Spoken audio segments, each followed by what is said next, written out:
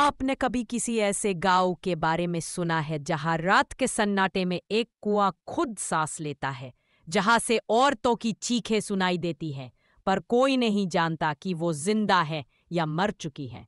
आज मैं आपको एक ऐसी ही सच्ची जैसी लगने वाली मगर बेहद डरावनी कहानी सुनाने जा रहा हूं। ये कहानी है कुएं की आत्मा की। कहते हैं पहाड़ियों के बीच बसा एक छोटा सा गांव था। वो गांव बाकी गांवों जैसा नहीं था। वहां के लोगों के चेहरे पर हमेशा एक अजीब सा डर छाया रहता था। वहां के बीचों बीच था एक पुराना टूटा फूटा कुआं। लोग कहते थे उस कुएं में एक आत्मा रहती है, सफेद साड़ी में, सफेद बालों वाली, और उसकी आंखें बर्फ की तरह ठंडी। वो आत्मा हर रात कुएं के किनारे दिखाई देती थी, जैसे किसी का इंतजार कर रही हो। गांव के बच्चों को सख्त मना था कि वो कुएं के पास ना जाए। औरतें शाम ढलते ही दरवाजे बंद कर लेती और मर्द भी रात होते ही अपने घरों में सिमट जाते। कई सालों से उस कुएं के पास कोई नहीं गया था, क्योंकि कहा जाता था जो भी वहां जाता है वो वापस नहीं आता। धीरे धीरे अजीब चीजें होने लगीं। हर महीने गांव की एक औरत गायब हो जाती थी। लोग कहते वो कुएं ने उसे निगल लिया। कोई चीख सुनता, कोई साड़ी का सिरा कुएं के पास पड़ा देखता, और फिर सब समझ जाते अब वो भी उस कुएं की आत्माओं में शामिल हो गई है। एक दिन गांव की एक औरत जिसका नाम मीरा था, पानी भरने गई। उसके छोटे बेटे रोहित ने बहुत मना किया, माँ मत जाओ, सब कहते हैं वो कुआं ठीक नहीं।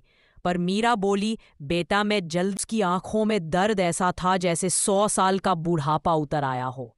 उसने कसम खाई, मैं अपनी माँ को ढूंढ कर रहूंगा। गांव वालों ने बहुत समझाया, पर रोहित की जिद नहीं टूटी। रात आई, अंधेरा घना था। सन्नाटे में सिर्फ झींगुरों की आवाज और कभी कभी हवा की सिसकियां सुनाई देती। रोहित ने अपने हाथ में एक पुरानी टॉर्च ली और निकल पड़ा उस कुएं की ओर। गांव के लोग कहते थे उस कुएं को पत्थरों से ढक दिया गया है ताकि कोई अंदर ना झांके। पर वहां एक छोटा सा छेद था जिससे अंदर का पानी चमकता दिखाई देता था, जैसे कोई आंखें चमक रही हों। रोहित ने जब टॉर्च की रोशनी अंदर डाली तो उसे लगा जैसे पानी के अंदर कुछ हिल रहा है।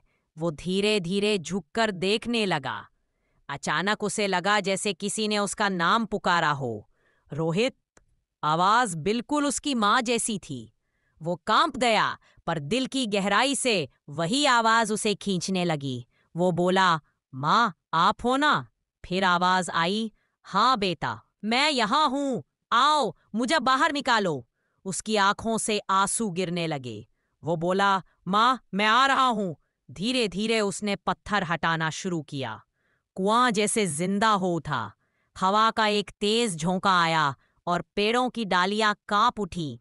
टॉर्च की रोशनी बार बार बुझने लगी। फिर जब उसने अंदर झांका तो उसे पानी के अंदर कई चेहरे दिखाई दिए, कुछ औरतों के, कुछ बच्चों के।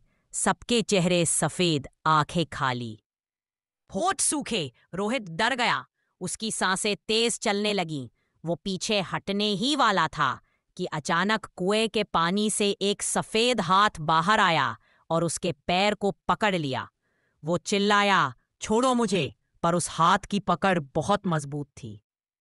वो गिर पड़ा और आधा शरीर कुएं के अंदर लटक गया। उसी वक्त उसे फिर वही आवाज सुनाई दी, मत डर बेटा मैं हूं। वो वही मीरा थी, उसकी माँ। लेकिन अब उसका चेहरा विकृत था। आंखें पूरी सफेद और बाल पानी में तैरते हुए सांपों जैसे लग रहे थे।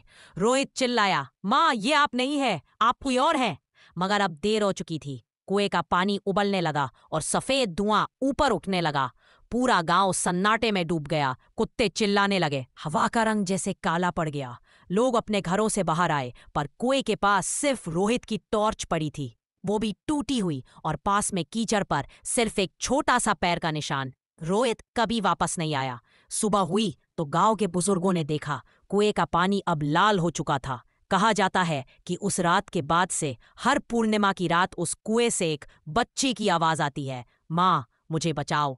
और उसके साथ इसी औरत की हंसी गूंजती है, धीमी, ठंडी और डरावनी। कई साल बीत गए।